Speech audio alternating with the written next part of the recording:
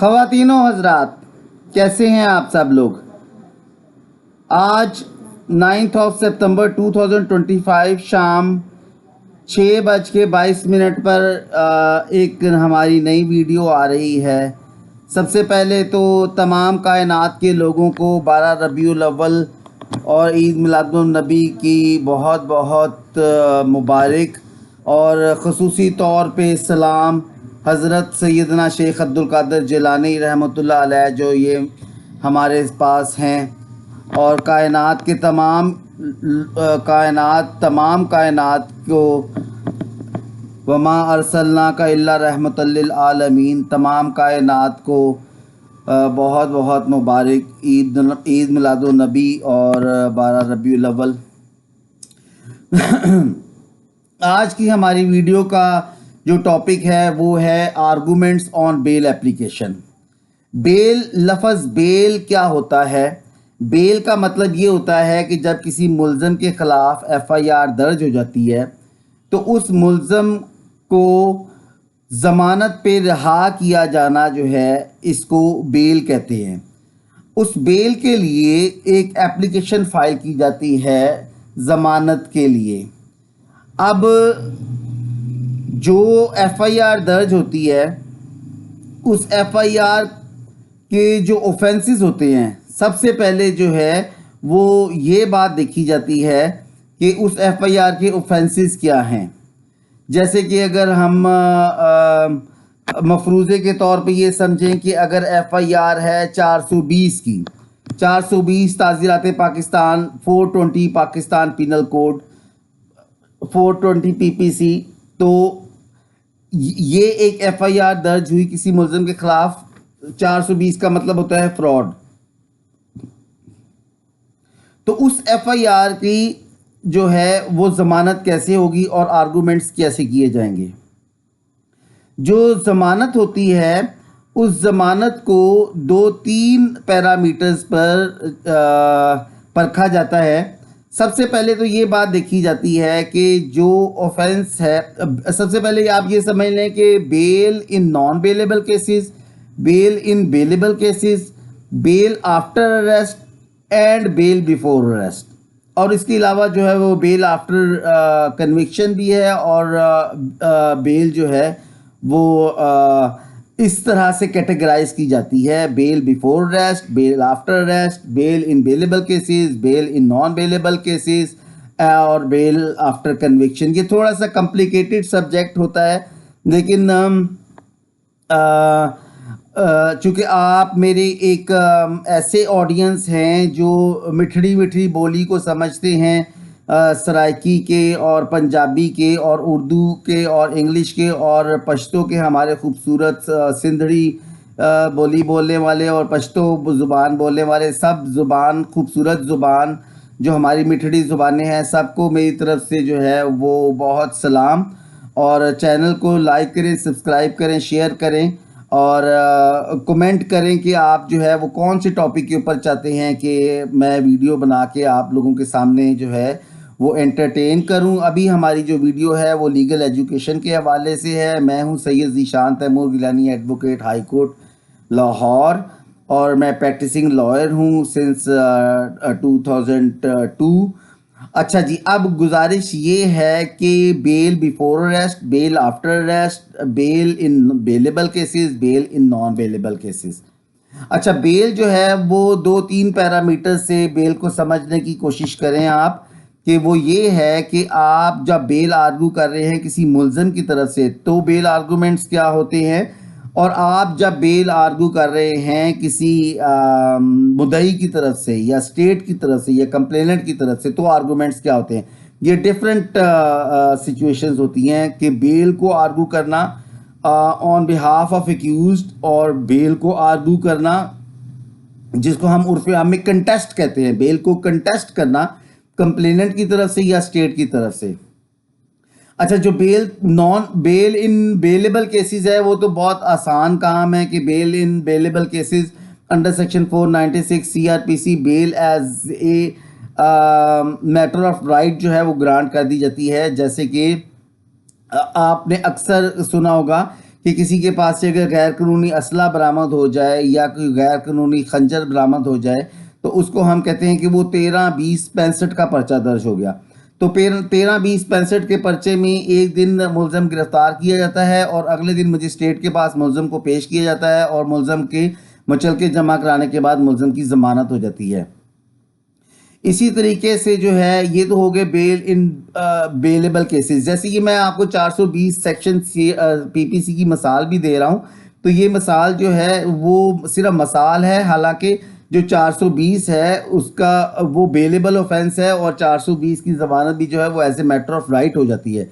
लेकिन चूंकि 420 अकेला सेक्शन नहीं लगता है, 420 के साथ 420, 468, 471 इस तरह फॉर्जरी के दूसरे ऑफेंसेस भी लगते हैं, तो ऐसे ऑफेंसेस जो है वो नॉन बेलेबल हो जाते हैं। अगर किसी ना किसी को जैली बोगस चेक दे दिया तो ये नॉन बेलेबल 489F का पर्चा हो गया और 489F के पर्चे में जो है वो बेल कैसे होगी।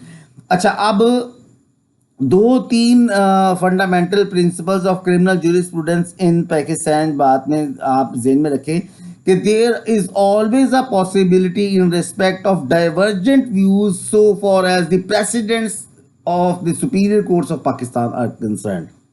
There is always a possibility of a divergent view so far as the precedents of the superior courts of the Pakistan is concerned. हमेशा ये बात अपनी ज़हन में रखें बेल को आर्गू करते हुए कि कोई भी जो पॉइंट ऑफ व्यू है सुपीरियर कोर्ट्स का, प्रेसिडेंट्स का, वो डाइवर्जेंट व्यू जो है वो रखेगा, डाइवर्जेंट व्यू होगा।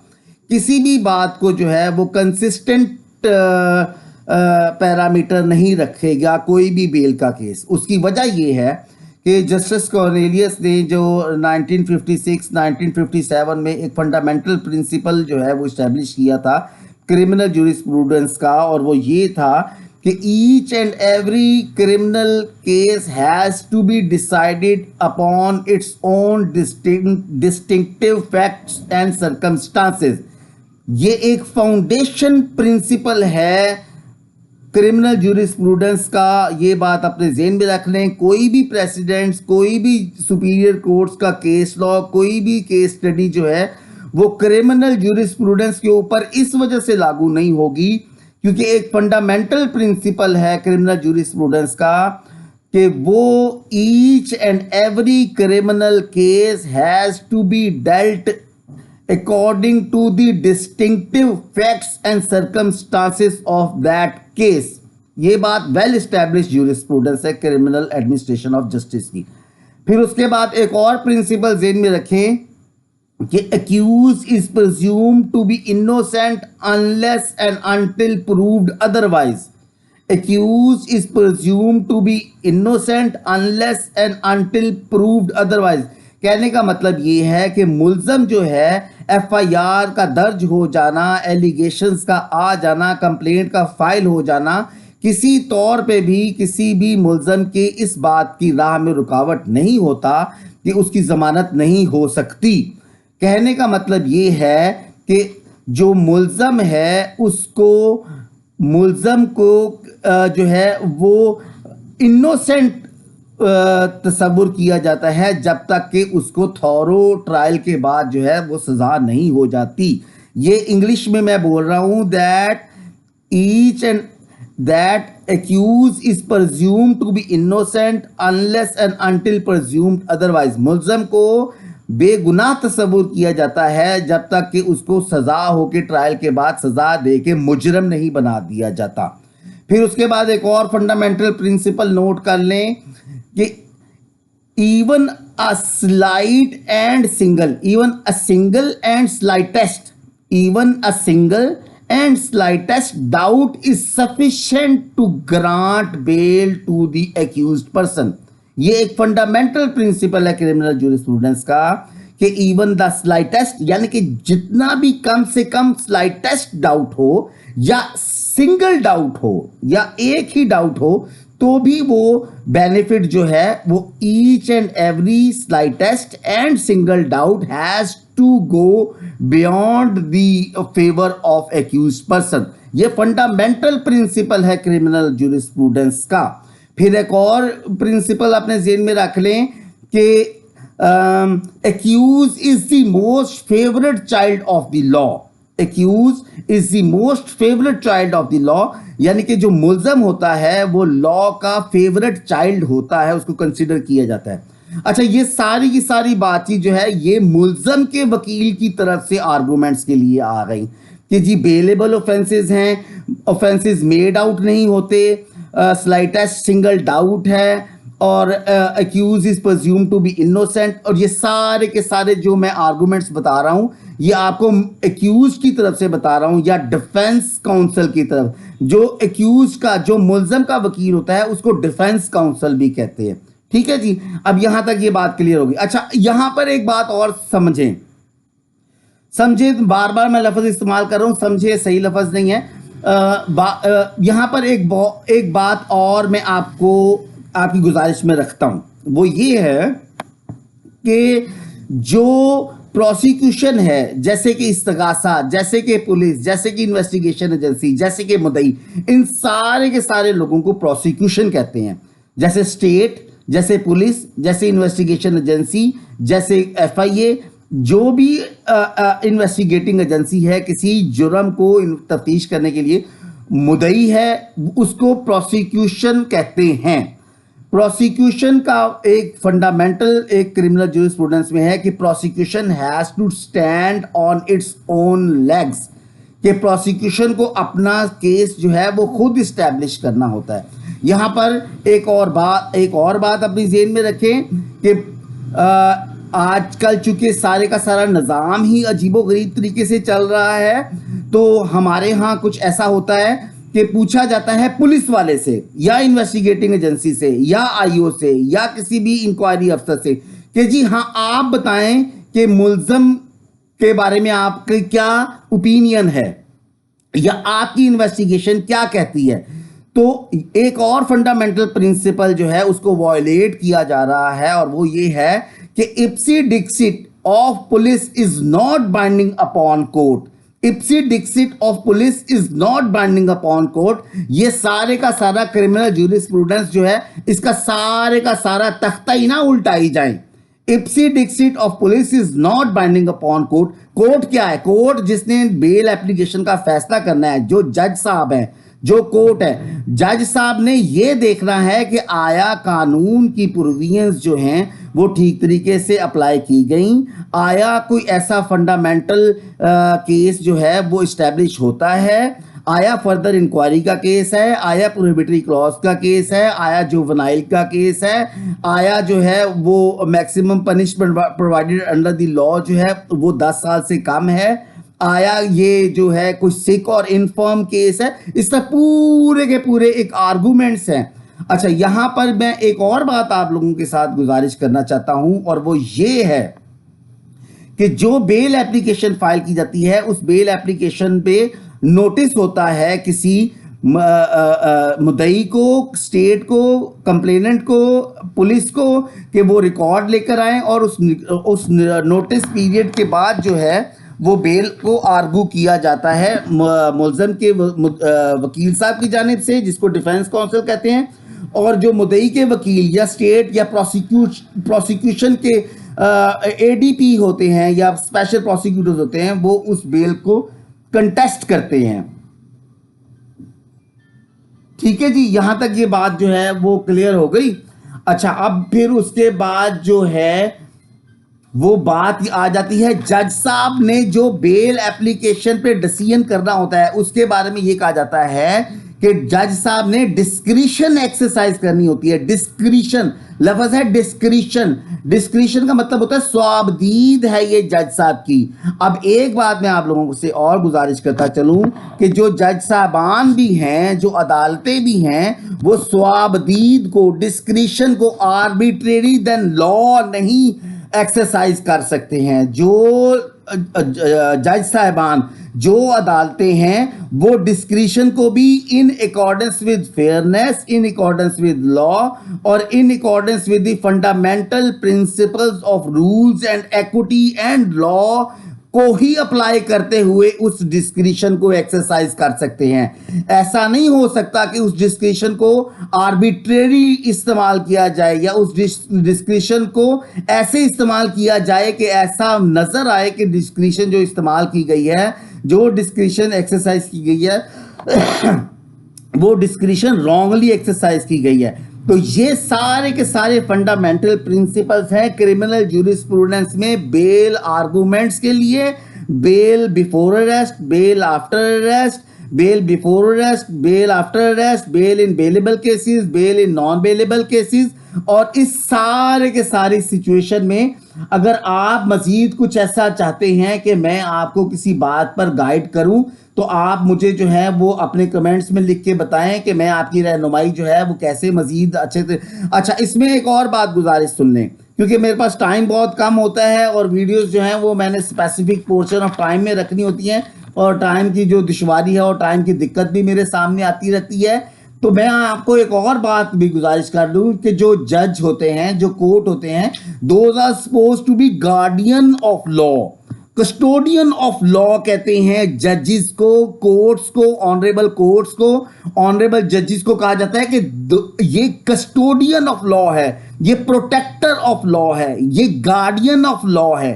तो गार्डियन ऑफ लॉ और प्रोटेक्टर ऑफ लॉ और कस्टोडियन ऑफ लॉ को किसी भी तरह से इप्सी डिक्सिट ऑफ पुलिस या इप्सी डिक्सिट ऑफ आईओ जो है उससे इन्फ्लुएंस्ड हुए बगैर इंडिपेंडेंटली, फेयरली, विदाउट एनी बायस, without any pressure, fair discretion को एक्सरसाइज करते हुए करने होते हैं। फिर उसके बाद मैं बेल आफ्टर अरेस्ट के बारे में बता दूं, चूंकि डकी भाई का केस जो है आजकल बहुत ट्रेंडिंग में हाइप पे चल रहा है और कुछ डिपार्टमेंट्स ने हाइप को एक्सरसाइज करने के लिए जो है वो डकी भाई के केस को अजीबो गरीब रंग दे दिया है। और वहां पे मैं 2-1 दिन पहले डकी भाई के वकील साहब का इंटरव्यू सुन रहा था, वो कह रहे थे कि जी ऑफेंसेस मेड आउट नहीं होते हैं। ऑफेंसेस मेड आउट होना या ना होना बेल आर्गुमेंट के लिए इररेलेवेंट है।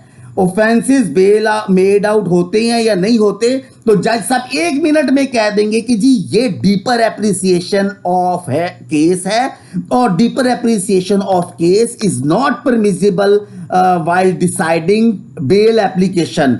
डकी भाई के वकील साहब कह रहे थे कि केसेस के ऑफेंसेस मेड आउट नहीं होते, तो ऑफेंसेस मेड आउट ना होने का मतलब ये कि अगर 420 लगाई है तो 420 के जो मंदरजात हैं वो पूरे नहीं होते। अगर 468 लगाई है, 468 लगाई है फोर्जरी, तो 468 के मंदरजात पूरे नहीं होते। इस तरह को कहते हैं कि ऑफेंसेस मेड आउट ना होना। मसलन कहने का मतलब ये है कि अगर किसी का ऑफेंस बनता है जैली चेक दे देने का, और जैली चेक देने का पर्चा दर्ज होता है 489F का, तो उसके ऊपर मंदरजात लगा दिए 420 के, तो वो 420 जो है वो मेड आउट नहीं होता। मैं अपनी बात समझा पा रहा हूं, बता पा रहा हूं, गुजारिश अर्ज कर पा रहा हूं कि जो 420 जो है वो मेड आउट नहीं होता, क्योंकि वो 489F का पर्चा है चेक डिसऑनर का। तो डकी भाई के वकील साहब कह रहे थे कि ऑफेंसेस मेड आउट नहीं होते। ऑफेंसेस मेड आउट नहीं होते, इस बात में जज साहब जो 1 सेकंड में होल्ड करेंगे कि ऑफेंसेस का मेड आउट ना होना जो है वो deeper appreciation of the case है, और deeper appreciation of the case जो है is not permissible while deciding bail application. अच्छा, जब डीपर एप्रिसिएशन परमिसिबल नहीं है तो फिर क्या होगा केस में? केस में बेल एप्लीकेशन में होगा टेंटेटिव असेसमेंट। जज साहब ये फरमाएंगे कि this is a bail application and I have to make a tentative assessment in respect of the fact that whether a particular accused person is entitled for the grant of bail or not, simple as that. This is a tentative assessment case, this is not a deeper appreciation case. अच्छा, अब इस deeper appreciation में और tentative assessment में कौन से ऐसे factors होते हैं कि जो डिस्टिंग्विशिंग कैरेक्टर होते हैं, कि ये वो डिस्टिंग्विशिंग कैरेक्टर्स हैं। गुफ्तगू का सिलसिला जारी रहेगा। चैनल को लाइक करें, सब्सक्राइब करें, और सब कायनात वालों को ईद मिलादुन नबी की बहुत सारी मुबारकबाद, और 12 रबीउल अव्वल की बहुत सारी मुबारकबाद, और हज़रत शेख अब्दुल कादिर जिलानी साहब को सलाम सरकार को। चैनल को लाइक करें, सब्सक्राइब करें, शेयर करें, और अपने कमेंट्स में याद रखें। बहुत मेहरबानी, शुक्रिया।